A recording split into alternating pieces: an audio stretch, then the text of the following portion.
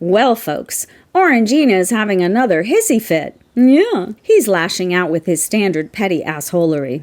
Shortly after his morning diaper change, dear leader decided to resurrect his feud with Taylor Swift. Well, more like a creepy, pervy obsession with Taylor Swift. The 78-year-old posted on Truth Social, "Has anyone noticed that since I said, 'I hate Taylor Swift,' she's no longer hot?"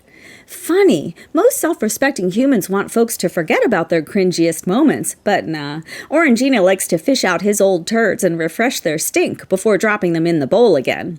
It would seem his inner circle has done a pretty good job keeping Orange Grandpa sheltered from the real world and pumping him full of stories about how much his truths actually impact his enemies. I think we can all imagine Kitty K. Caroline Levitt telling dear leader, "You totes ruined her, boss. Taylor is so not hot anymore, and she'd definitely let you grab her by the pee if you wanted to." Well, not even an hour later, Orangina decided to lash out at another celebrity who hates his guts. So many to choose from. Apparently, Bruce Springsteen is on tour in Europe, and he told a British audience, "In my home, the America I love, the America I've written about that has been a beacon of hope and liberty for 250 years, is currently in the hands of a corrupt, incompetent, and treasonous administration." Damn straight, Bruce. Rock on.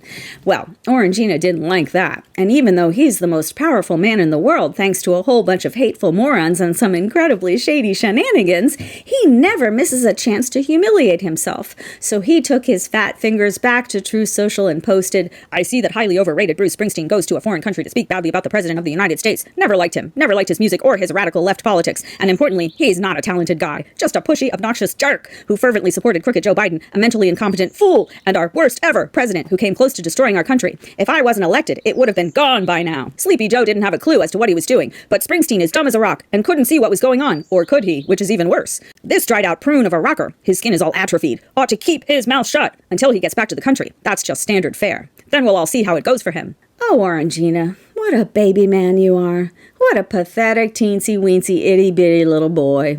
Let's do a quick comparison, okay? Yeah. The proof is in the pudding, and clearly, Orangina has had far too many snack packs. No worries. Pam Bondi and Flashy Kashi Patel are no doubt whipping up a bunch of doctored photos to make Bruce look 40 pounds heavier, with gang-affiliated tattoos all over his body. They might even resurrect a birtherism scheme to prove Bruce wasn't actually born in the USA. That would hit him where it hurts. Still, the world knows who's the real boss, and every day, Orangina is making it easier to separate real Americans from the losers who get a kick out of worshipping an infected scab. I'm sure TayTay has already shaken it off, but boy, wouldn't it be cool if Bruce challenged Orange Grandpa to a good old-fashioned fight to see whose mouth ends up shut? We'd all like to see how that goes for him. Yeah. Well, Orangina, why don't you have the day you deserve?